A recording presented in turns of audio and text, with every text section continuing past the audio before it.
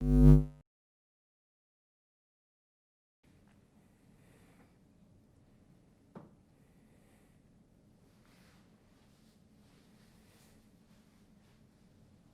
Liam, Ed Ogeron talked about LSU's defense here. Texas A&M's defense. What have you seen so far in film, and how do you how do you see their defensive line in terms of other teams you've seen so far this year? Um, they're a good group. Definitely watching film. Kind of starting looking at them yesterday. They're a good group. There's a reason why they've done as well as they have this year. They've done really well stopping the run. It's going to be a big challenge for us, like every week is here in the SEC. But I'm excited for it. Looking forward to getting after it today at practice, getting a little bit more of the game plan installed, and getting ready to go. Do they do anything? Do they twist? Do they move around? Is there anything special they do? They move a little bit. We've played teams earlier in the year that have probably moved more than them, but they're from what I saw, they're good on third downs. So really, what we have to do, it's going to be an important week. I think staying ahead of the chains, making sure we're in kind of third and manageable positions this week, kind of like we were this past week. That'll make it a lot easier for us.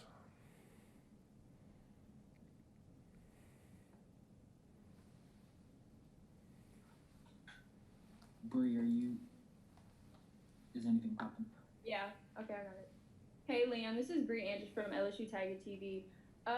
What improvements have you seen just like on the offensive line in general? Y'all had a pretty good game this weekend, so what improvements have you seen? Yeah, we had a decent game this past week. Just really week in and week out. I think the most important thing for us is just to really hone in and focus on our fundamentals, and just really make sure we're doing all the little things right across the board, all five of us, and that makes it a lot easier for us as a group. We have a lot of talent. I really believe that in our offensive line room, and on the field and the guys playing. So really just trusting the technique and everything that we're doing in practice and putting it on the field in the games. Hey Liam, Jarrett Roser, TigerDetails.com.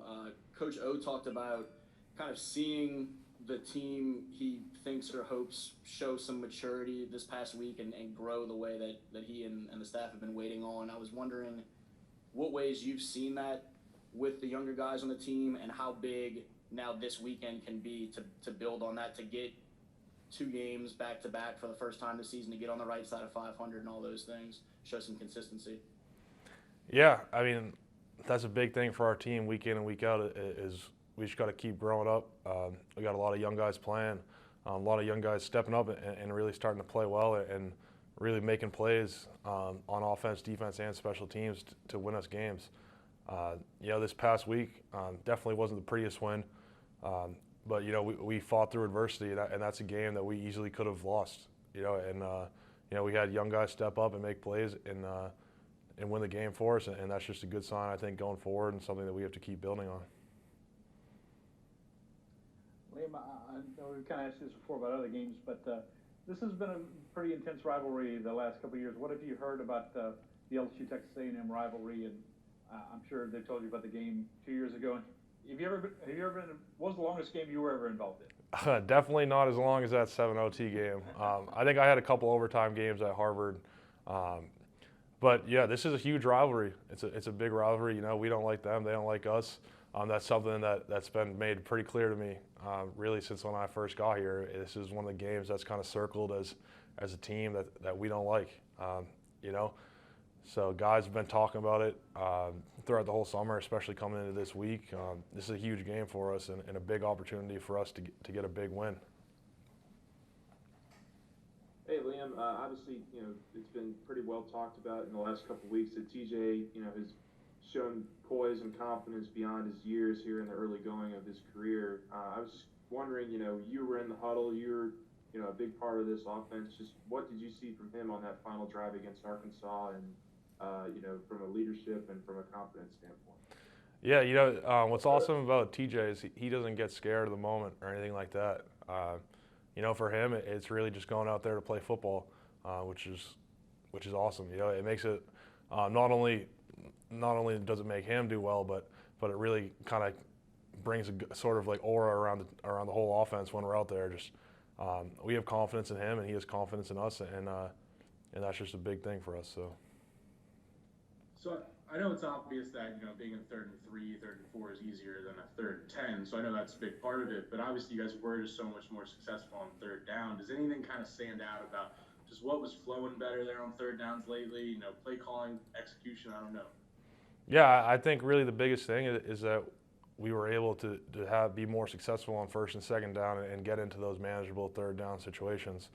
You know, when you're finding yourself in 3rd and 10, 3rd and long, like those are tough plays to execute. So that's really what we have to do, is just stay ahead of the chains, which we did a pretty good job of this past week, and it's something that we have to make sure that we're still doing going forward. And as far as records go and rankings go, A&M's kind of biggest team that you guys played, is there a different sense going into this week, whether how you approach it, coaches approach it? How do y'all view this game? You know, from a preparation standpoint, every week there's so much that goes in, so much preparation from me as individually to as an offensive line, to as an offense, to as a team. You know, I'm not necessarily doing anything different than what I would usually be doing from a preparation standpoint, but you know, that's something throughout the year that we've been trying to work on, and I guess we're going to continue to do so, just making sure everyone's going to be ready to go come Saturday. And you said it could be a big win for you guys. I mean, if you win this, what do you think it shows about your program? Yeah, I mean, it would be a big win. You know, obviously this season hasn't gone as a lot of us would have hoped, but yeah, we have a chance here. We have some big games coming up to finish the year. We're coming off a win to keep the ball rolling and keep building momentum for us. You know, and they're a good team. There's a reason why they're ranked where they are. You know, it's a rivalry game. It's a big game for LSU, so it's a big opportunity for us.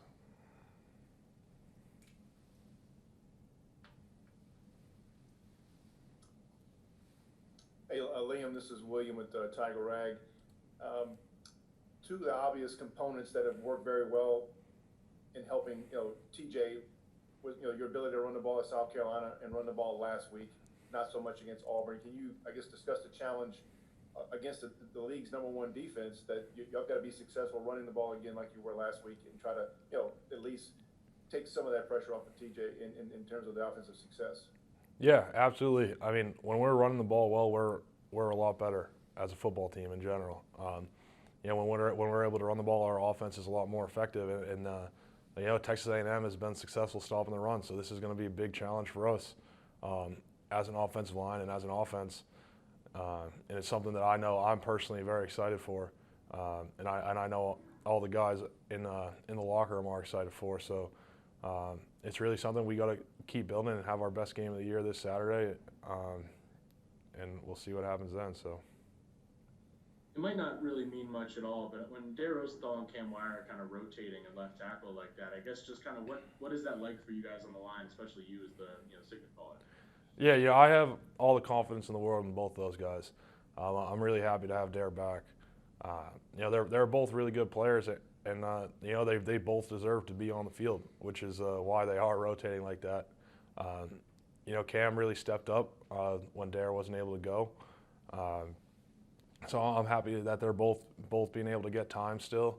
And you know, like I said, got all the confidence in the world in both of them out there. So.